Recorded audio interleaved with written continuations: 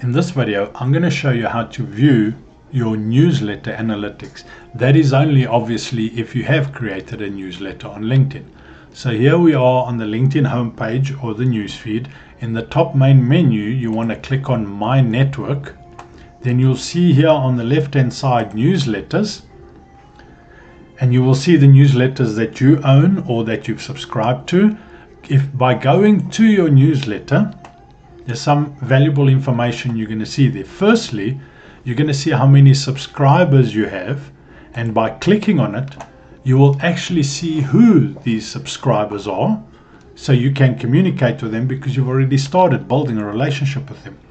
But then with every publication, by visiting that publication, you can see statistics regarding that specific publications.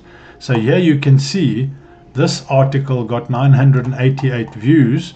It gives you some viewer demographics and other information related to your newsletter, which is important to keep an eye on to see if your newsletter is actually getting the spread and the engagement that you're looking for. I hope you found this video useful. Please check out the other videos in this playlist for other functionality on LinkedIn.